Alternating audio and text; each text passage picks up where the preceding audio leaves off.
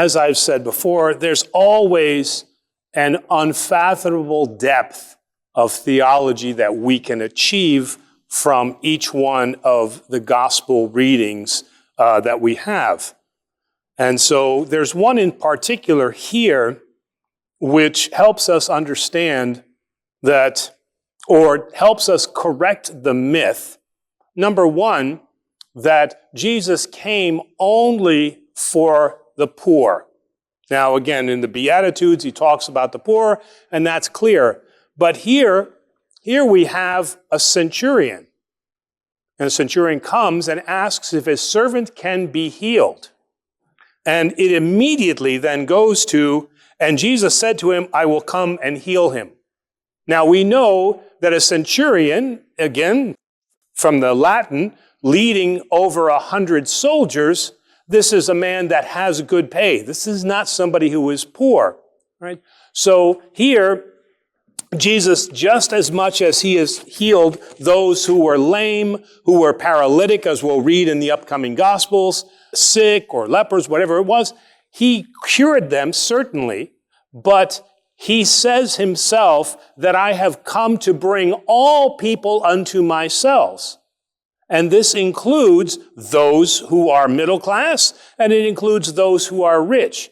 So we want to be careful that we don't get trapped in this 1910, 1920 social gospel that was prevalent here in America, that Christianity is only about seeking those who are poor and looking after the poor. Is that a Christian mission? Of course it is. But to be fair, the poor, unfortunately, do not have the means to pay for the churches that we celebrate in. They don't have the money to pay for the hospitals that heal the sick. They don't have the money to do all the research. That money comes from those who are middle class and wealthy. And St. Paul, even in his letters, and he talks about now that in each one of the places that he goes, that they shall give offerings. And those offerings were meant so that they could do the good work, which was to help the poor. But that did not exclude them from the kingdom of heaven. So in this case, it's very important that we understand that the healing of the centurion, and there's no questions. He doesn't say, well, I really only came for the poor, so let me go see your servant and see what his condition is, and if he meets the poverty level, then I'll go and cure him. Jesus says none of that. So Jesus came for all people.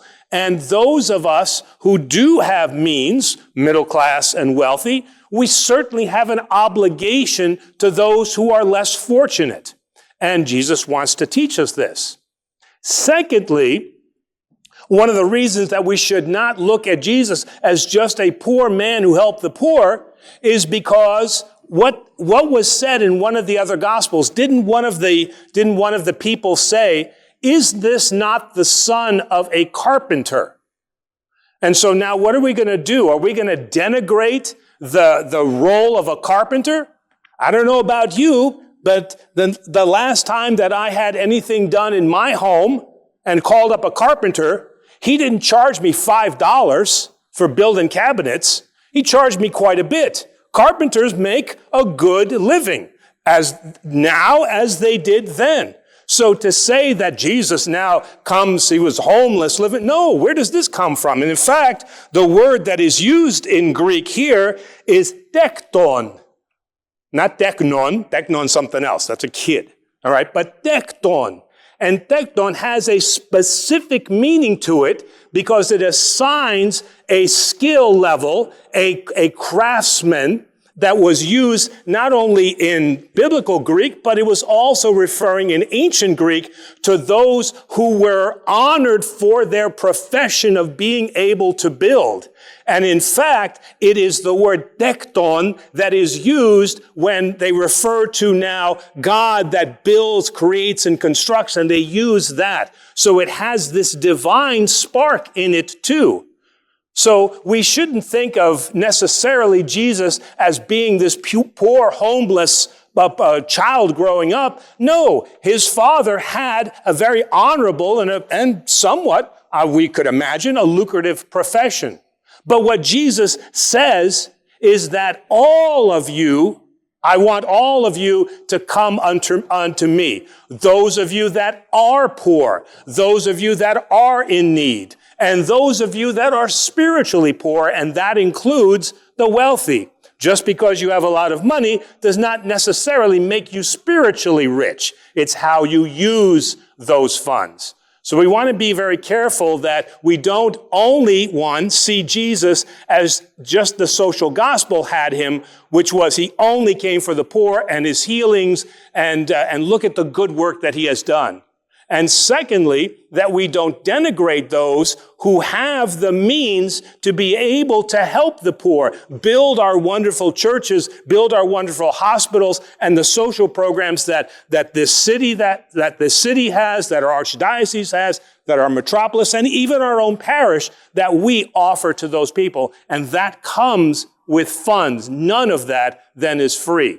And that's a wonderful and beautiful message that is inclusive of all of us, regardless of what our social standings are.